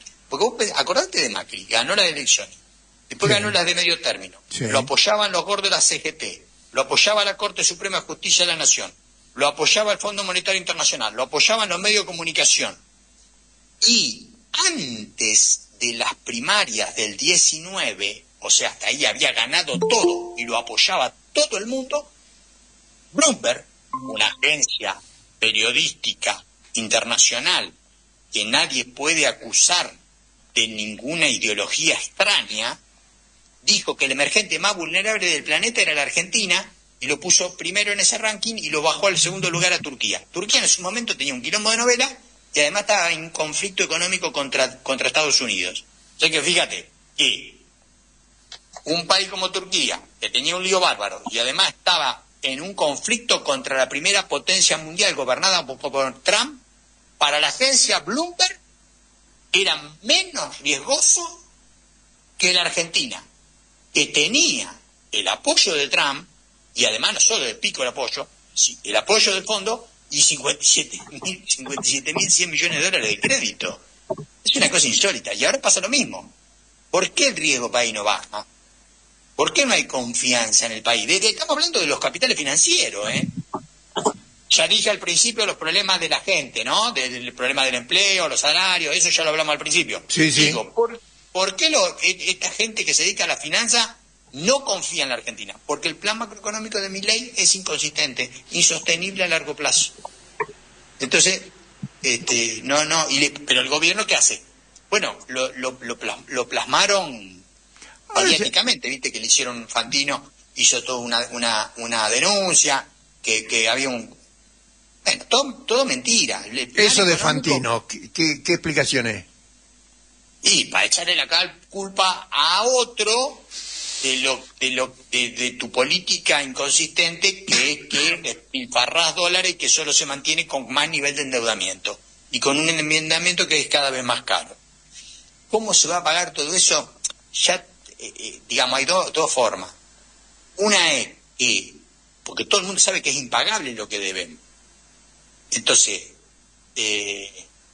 pero nadie, o sea, lo tendrían que decir ellos, que son los responsables, que nos endeudaron con Macri y nos endeudaron ahora, son los mismos. Ellos, el Fondo Monetario Internacional, ¿te referís?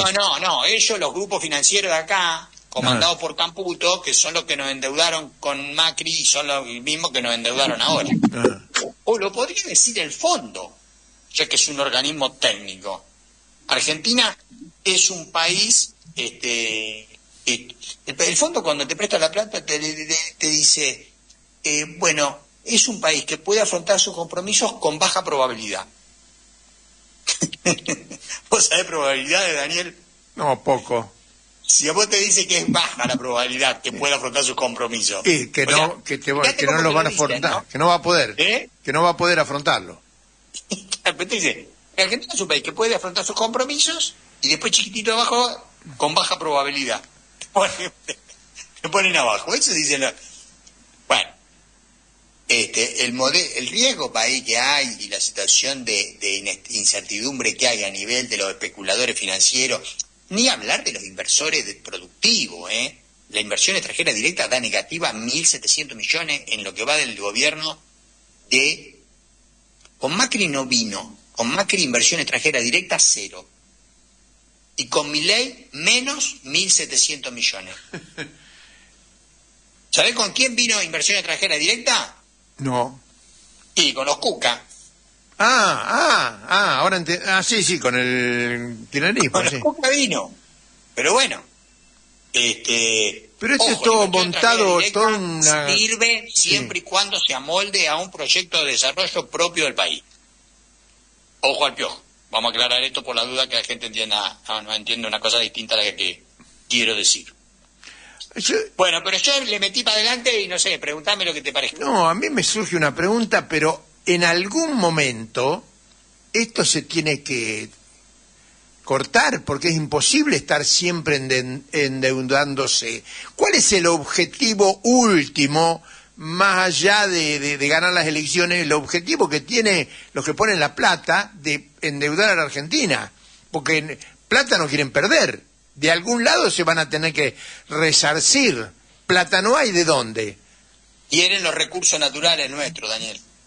Solamente. Y fundamentalmente eso, los recursos naturales. Territorio. Bueno, yo creo que los recursos naturales, donde aprovechen, bueno, si te tendrán que quedarse con algún territorio, podrá ser, pero los recursos naturales, o sea, el mundo está discutiendo por los recursos naturales, o sea, las guerras y todo esto que hay, sí. Es por los recursos naturales. Sí, claro. Entonces, cuando vos mirás acá y decís, si yo te estoy diciendo, nosotros no lo tendríamos que decir, lo que somos medio sospechosos, pero la deuda es impagable, lo tendrían que decir ellos, esta gente, estos criminales que gobiernan, que le pagan 300.000 pesos a un jubilado y endeudan al país de una forma escalofriante. La deuda es impagable, por lo tanto, si es impagable, ¿con qué se la pueden cobrar? No hay mucha vuelta. Se la pueden pagar, o siguen con el negocio financiero que siguen chupando de la teta y cobrando los intereses, y nosotros siempre estamos endeudados, recontraendeudados, porque ese es otro negocio, Daniel, que mantienen la deuda y vos pagás intereses permanentemente y estás con la soga del cuello. Pero bueno, si efectivamente hay que pagar, amortizar deuda, y es para eso lo único que hay para mirar son los recursos naturales. El otro camino es decir, bueno, miren muchachos, la responsabilidad acá del fondo está claro, la responsabilidad de Macri y de Milei están claras, bueno, no sé, se tendrá que hacer una nueva quita de la deuda al 40% de su valor nominal y acordar una tasa fija del 3% y que todo pase a ese... O sea, a ver, dentro de lo que sería un esquema capitalista razonable. Si una empresa está cercana en convocatoria de acreedores, ¿qué hace? Le presenta a su acreedor un plan de pago, una quita de la deuda y un plan de pago. Nosotros estamos en convocatoria de acreedores. Más o menos lo que dijo Cristina en el discurso del 9 de julio. Sí, más o menos. Sí, yo creo que a la oposición le falta, no sé, a mí me da la impresión de que la oposición tendría que hacer más hincapié en medidas concretas que proponga tomar con sus legisladores, ahora que hay elecciones de medio término, que le mejoren la situación a los jubilados, a los médicos del sistema de salud, a los docentes que están en todas las provincias y en las universidades nacionales, o sea, medidas concretas que por ejemplo, y a los trabajadores informales, yo digo, el subsidio al transporte tiene que seguir. Claro, dado que tenemos tan metido adentro del chip del equilibrio fiscal, bueno, aceptémoslo al equilibrio fiscal. Entonces la oposición tendría que decir, voy a cobrarle impuesto a fulanito de tal sector social, y con eso voy a financiar el subsidio al transporte. Porque el transporte tiene que estar subsidiado en todo el planeta, en todos los países desarrollados del mundo está subsidiado. ¿Para qué? Para que los trabajadores puedan ir al trabajo con un costo bajo. O sea, es un ingreso indirecto que reciben los trabajadores. Gerardo. Aparte ahí te ahorras el problema de si está blindado o no está blindado, porque nadie anda en tren o en colectivo porque es gratis. O sea, vos, por ejemplo, si yo te digo, Daniel, el pasaje a Buenos Aires y de vuelta sale barato, de La Plata a Buenos Aires. Sí. ¿Vos qué hacés? ¿Te tomás 5 trenes en el día? No, voy cuando o voy a trabajar o voy al médico. Ya. Escúchame, en 30 segundos dale un cierre que tenemos a la otra orilla con Silvia Visconti en la pantalla. Bueno, creo que la oposición no puede vivir del pasado, tiene que generar una propuesta concreta y puntual para cada uno de los sectores. ¿Qué le va a dar y de dónde va a sacar la plata? 10 medidas. Ese tiene que ser el esquema de campaña. Claro, atrás de eso tiene que haber un modelo de país de largo plazo.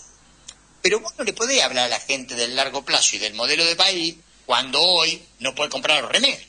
Claro. O sea, vos le tenés que decir, mira, yo voy a sacarle, le voy a cobrar 3 tarifas de luz. Una subsidiada hasta determinado nivel de consumo. Una normal, de ahí a 2 escalones más arriba. Y una con castigo de ese escalón para arriba. Entonces, con lo que recaudás, por lo que castigás a todos los sectores más que te usan la energía para consumo suntuario, 7 aire acondicionado, calefacción a la pileta, etcétera, lo demás, con eso financias el subsidio que le das a las familias que consumen cerca del mínimo, digamos. Gerardo De Santi, muy clarito, y como siempre, espero que la audiencia quede conforme con la explicación. No llegamos a octubre. Y yo creo que sí, porque le van a dejar usar la reserva, Daniel. Tiene el apoyo del fondo. Hay una decisión política de bancarlo a este gobierno de afuera. Lo estaba echando y le tiré la lengua, Silvia. ¿Qué va a hacer? Pero bueno. La dejo a Silvia, que ya hablé mucho. Un saludo para Silvia. O sea que llegan a octubre. Llegan a octubre. Con el agua al cuello, pero yo creo que lo van a ayudar. Lo van a seguir ayudando. Bueno, fue Gerardo De Santi que nos dio el panorama de la situación económica de la Argentina de acá a octubre. Muchas gracias, Gerardo. Ya te vamos a consultar. Un abrazo. Chau. Bueno, ahí, sin intermediario, vamos a la otra orilla en monopatín. ¿Cómo anda el Montevideo, Silvia Visconti? Buenas tardes, Daniel. Con mucha niebla anda por acá Montevideo. La verdad que frío, pero sobre todo la niebla es lo que más ha llamado la atención en estos últimos días. Por esa niebla, Milei no fue a Tucumán. Mira. Y también estuviste de cumpleaños, según me contaron. Sí, bueno, el cumpleaños fue el 3 de julio, y bueno, y se extendió el fin de semana. ¿Viste cómo son los amigos? Está bien. Si así que estuve, sí, de varios festejos. Silvia, este chico que lo mataron tan jovencito, Jorge Salerno, contanos, a ver quién es. Bueno, yo justo pensaba recordar a este joven uruguayo, militante del Movimiento de Liberación Nacional Tupamaros, que fue músico, poeta, estudiante de la Facultad de Agronomía. Su nombre es Jorge Salerno y nació en la ciudad de Montevideo en octubre de 1944. Salerno, como muchos otros jóvenes, comenzó a militar tempranamente. En 1965 fue designado delegado estudiantil al Consejo de la Facultad de Agronomía de la Universidad de la República. Fue durante un tiempo también delegado de la Asociación de Estudiantes de Agronomía ante la Federación de Estudiantes Universitarios del Uruguay, y fue también integrante de los comités de movilización en varias luchas estudiantiles que se dieron en la década del 60, ¿verdad? Bueno, también participó en algunas organizaciones políticas, fue uno de los fundadores de la Juventud Demócrata Cristiana, que integró hasta 1967, y poco tiempo después, se unió al Movimiento de Liberación Nacional Tupamaros.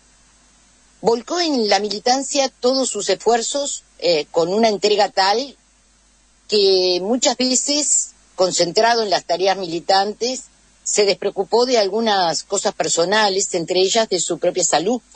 Y bueno, en 1968 tuvo una afección pulmonar que le obligó a guardar cama durante un par de meses, y apenas recuperado empezó nuevamente en la lucha, dejando de lado las prescripciones médicas que tenía.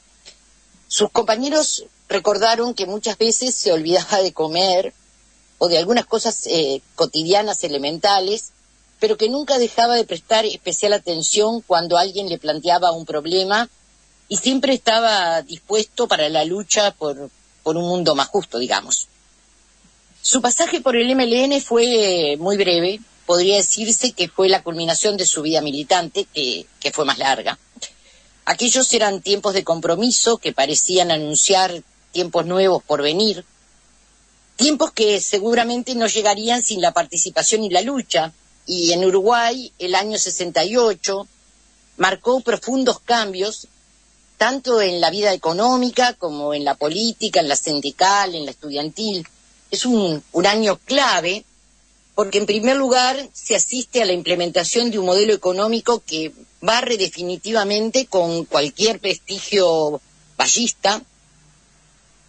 También esto trae como consecuencia el desarrollo de la lucha estudiantil, la resistencia de amplios sectores sociales al autoritarismo y sus dramáticas consecuencias con el gobierno de Jorge Pacheco Areco, y al crecimiento de la movilización obrera, junto con el surgimiento de la actividad armada y, bueno, la violencia política que se va a desatar en esos años. Estos hechos reflejan un momento histórico definitorio en el que podríamos decir que se degradan con gran rapidez las condiciones socioeconómicas, crece la oposición y el rechazo a este modelo que decíamos autoritario, que se basaba en el decreto y en las medidas prontas de seguridad, y se acentuó al mismo tiempo el debate sobre las posibilidades de una revolución socialista en el Uruguay. Y ese es el momento en que Jorge Salerno, mientras estudia agronomía y sueña con hacer realidad una reforma agraria, escribe.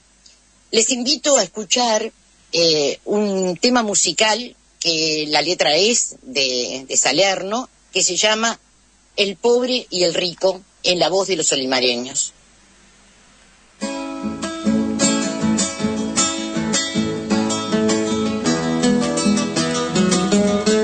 El pobre con su guitarra va cantando sus miserias, no hay en su canto alegría, porque el hambre es cosa seria. El rico es raza de cuervo y nunca canta sus penas, tal vez será que haga mal cantar de barriga llena. Hay arriba de un gran cerro una virgen milagrera, abajo un pueblo esperando, pero el milagro no llega. Con esta mi coplerita voy por cerros y llanura, y si en la iglesia la cantan, yo prometo hacerme cura. Y si en la iglesia la cantan, yo prometo hacerme cura.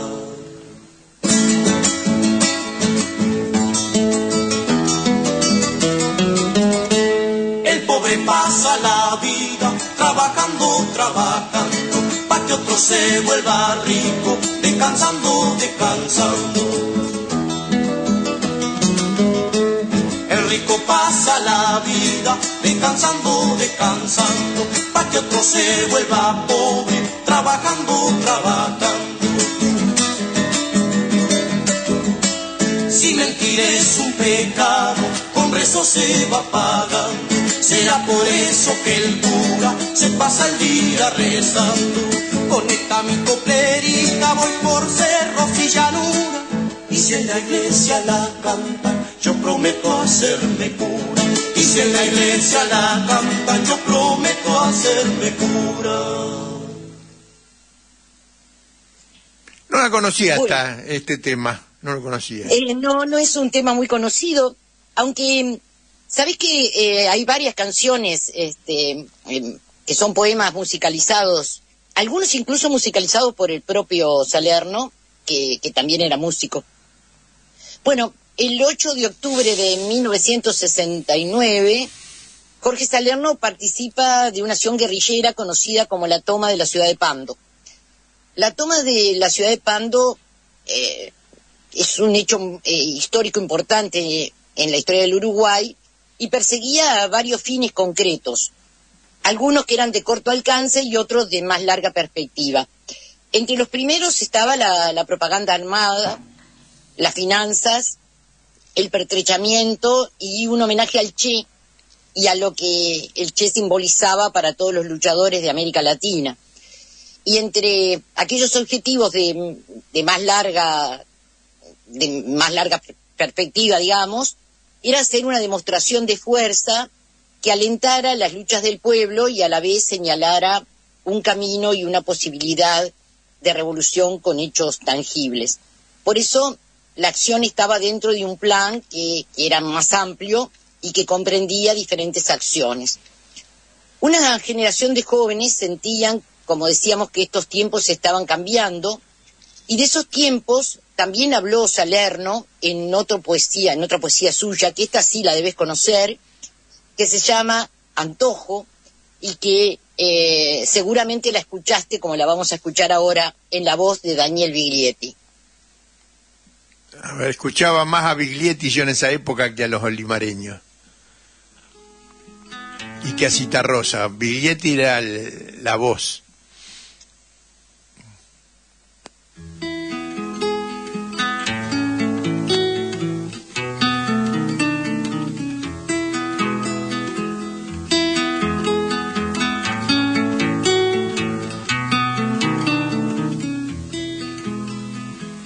Las cosas que están pasando es cosa de no creerlas, y eso que estuve esperando toda mi vida pa' verlas, y las que van a venir, calcular golondrina, que solo quiero vivir para sacarme esa espina, que solo quiero vivir para sacarme esa espina.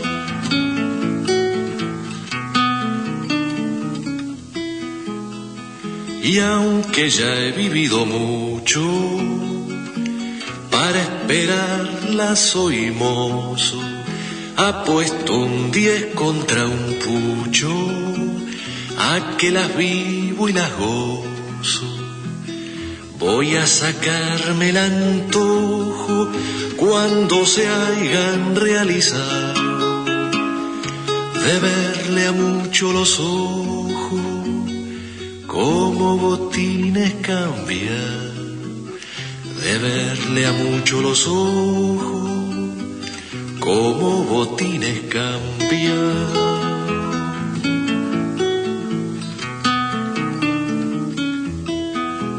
Los piones van a ligar, serán piones de otras leyes, porque ahora, sin despreciar, somos igual que los bueyes.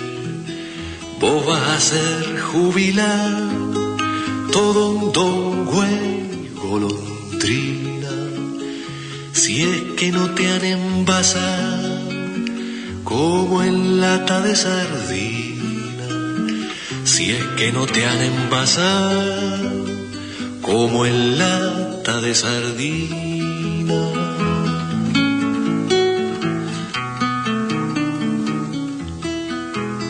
Pobre mi güey compañero, que no puede comprender, pero me entiende el lucero que sabe de amanecer.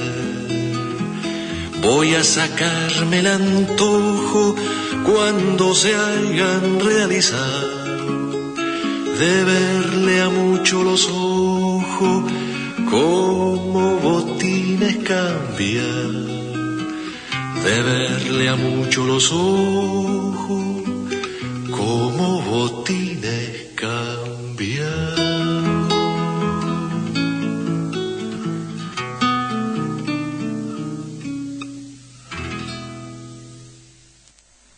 ¿La conocías? No, por momento pensé que sí, pero me parece que no. Es de uno de los discos primeros de Biglietti, La senda está trazada. Sí, ese sí me suena, La senda está trazada. Bueno, nos la tema señaló el también, Che, esa es una canción. Esa canción la letra también es de Jorge Salerno. Ah, mira. Bueno, la acción de Pando de la que hablábamos implicaba controlar una serie de objetivos que eran la comisaría, el cuartelillo de bomberos, la central telefónica y 3 bancos, el Banco República, el Pan de Azúcar y el Banco de Pando.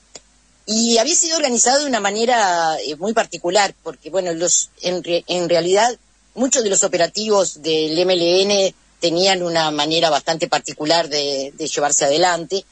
Y en este caso, días antes de la operación, se había contratado un servicio fúnebre con el pretexto de la repatriación de restos de un pariente que había muerto hace unos años en Buenos Aires y que debían ser llevados al panteón familiar en el cementerio de Soca.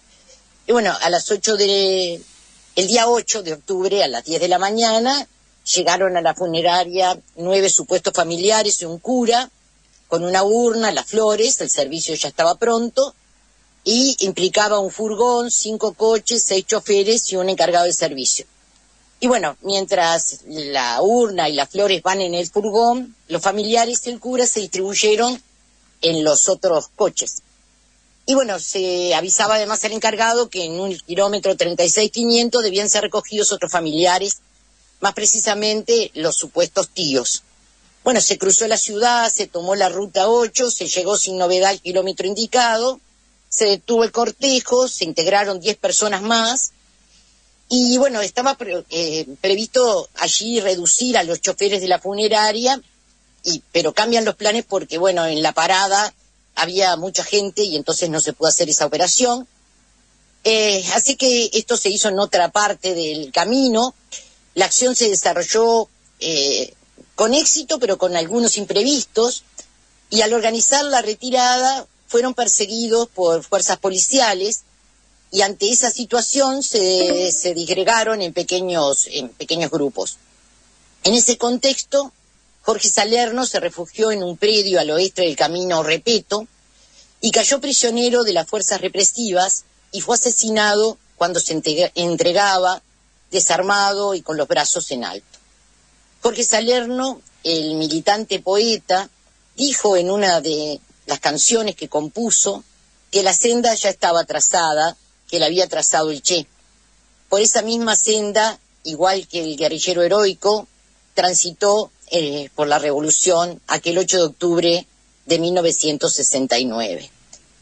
En 1971, a 2 años de la toma de Pando, el MLN denunciaba a los efectivos de la Guardia Metropolitana como los responsables de ordenar la ejecución de 3 jóvenes que murieron en la acción de Pando a pesar de que se habían entregado. Hablamos de Alfredo Cultelli y Jorge Salerno, que de acuerdo a la investigación contenida en un libro, La toma de Pando, fueron asesinados en los campos al oeste de Camino Repeto, en las inmediaciones de la escuela número 139. Y el tercero, Ricardo Zabalza, que fue asesinado en un lugar ubicado en Camino del Andaluz, próximo al puente del arroyo de Toledo Chico. La prensa de derecha habló de muertes en enfrentamientos y de terrorismo. En el diario De Frente del 10 de octubre se afirma, por el contrario, que Salerno murió desangrándose en medio de un círculo de policías, y cuenta el informante que tirado sobre el pasto, sangrando profusamente por las heridas de bala y atontado por los golpes, el joven pronunció dirigiéndose a la policía: «Linda manera de ganarte la vida tenés», y ya no volvió a hablar. Unos 25 policías y soldados hacían círculo en torno a la escena. El fotógrafo registró todo: el herido que trata de articular palabras, el oficial que caminaba de un lado a otro del círculo gritando: ¿quién dejó llegar hasta aquí a la prensa? El herido, con los ojos entreabiertos, junto a su compañero que ya estaba muerto, tiñendo de sangre el pasto, muriéndose de a poco. En otro diario, El Nuevo del Plata, se leía: en cuanto a Salerno, se sabe que se lo dejó desangrar ante la negativa del oficial del grupo al pedido del cronista de solicitar una ambulancia. El mismo oficial, además, pisoteó y pateó al herido a voluntad, concluye.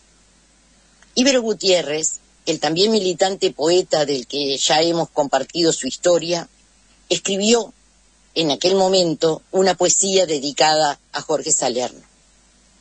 Estás caído bajo unos eucaliptus, con las palmas de las manos abiertas mirando para arriba. Estás tendido en la hierba y un poco de sombra se acompaña con un poco de sol a medias, entibiándote la cara.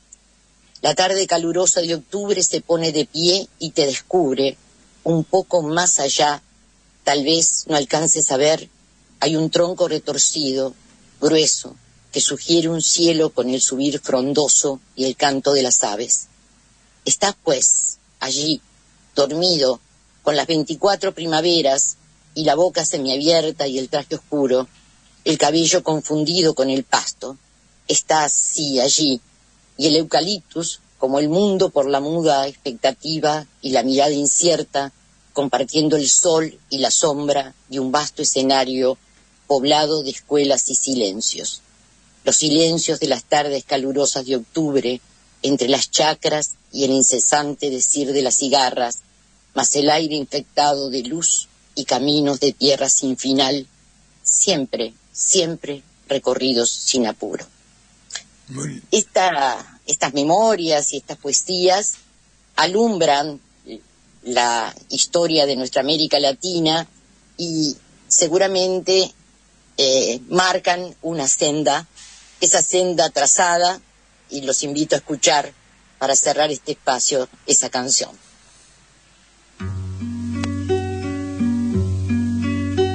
España, Inglaterra, también Portugal, y ahora es a los yanquis que les toca actuar. Llevamos ya 2 siglos trabajando al sol, no haciendo otra cosa que cambiar patrón. América Latina ya lo está gritando, es la liberación la que se va acercando, pues hay en nuestros pueblos una inmensa fe. La senda está trazada, nos la mostró el Che. Vamos a nuestras minas a sacar nuestro cobre, vamos a nuestros pozos a sacar petróleo, demos nuestro sudor para sacar plata y estaño, seguiremos esclavos al cabo del año. América Latina ya lo está gritando, es la liberación la que se va acercando, pues hay en nuestros pueblos una inmensa fe. La senda está trazada, nos la mostró el Che. Trabajemos la tierra con tenacidad, pa' que el patrón engorde con felicidad. Riquezas naturales no son para ti, son para mayor gloria de la unité fruit. España, Inglaterra, también Portugal,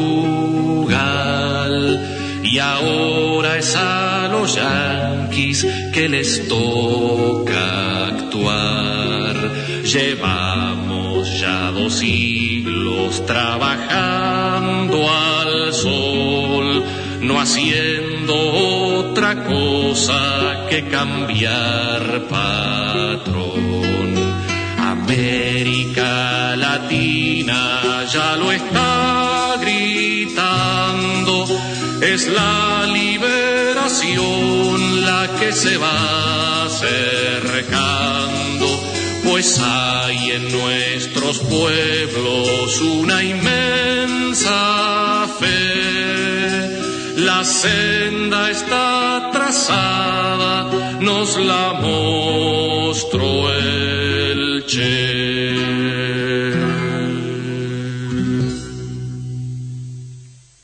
Bueno, este tema sí es muy conocido y Sí, también sí. es de la letra de Salerno. Jorge Salerno. Sí, la letra y la música. No. Bien. Es uno de los temas además que creo que escuchamos más en el 60 y el 70, a fines del 60 y en el 70, aquí también en Uruguay. Hay otra canción de Jorge Salerno, que también seguramente la conoces, y quizás muchos de los oyentes la conocen, que se convirtió en una especie de himno en el Uruguay en la década del 60, que es La Llamarada, y que también es con la letra de Jorge Salerno. En realidad hay unos cuantos temas, algunos no tan conocidos. Hay otro que se llama La Rastrojera, y digo, lo comento porque tal vez algunos de los oyentes tengan la curiosidad de escuchar estos temas escritos por un joven, muy joven, porque tenía 20 y pocos años cuando fue asesinado. Y bueno, el otro tema conocido de él se llama La Rastrojera. Es un tema también con algo de humor, que tiene, digamos, es una música tradicional a la que él escribió una letra particular. Así que bueno, de esta manera, de alguna forma, recordamos a este joven, a Jorge Salerno, y también de alguna forma a los otros dos compañeros que murieron en la toma de Pando, Cultelli y Zabalza. ¿Puedo expresar un deseo en voz alta? Claro que sí. Vos nombraste, además de Jorge Salerno, Alfredo Cultelli y Ricardo Zabalza. Todos los tupamaros fueron grandes amigos nuestros, compañeros, pero hay un personaje que estuvo muchos años preso en Argentina y que nos quería mucho, que es el padre de Alfredo Cultelli, el viejo Cultelli. El viejo Cultelli. No sé, a lo mejor alguien en algún momento nos hablará de Alfredo Cultelli, del viejo Cultelli. ¿Puede ser? Puede ser, claro que sí. Bueno, claro no. que sí. Conocí a algunos de sus familiares, Yo conocí a las hijas, las dos. Sí. Marina. Bueno, una de sus hijas y era Rita. compañera mía en el sindicato y en las escuelas, en la escuela de Uto. Justamente las conocí porque me vinieron a buscar acá a la Argentina, no me encontraron, pero yo después sí las encontré a ella, porque sentían, yo escribí un pequeño librito que se llama Entre tupas y perros, y ellas me dijeron que sentían como que era una continuidad del libro de su papá. Para mí fue fue mucho que me dijeran eso. Bueno, Silvia, llegamos a las 8:01. Nos vamos para el próximo lunes, hoy que tenemos 21 de julio. Vamos a ver qué nos depara. Nos vemos. Un fuerte abrazo, muy lindo como siempre y muy grata esta última media hora de Todos los Fuegos por AM 1570 Radio Rebelde.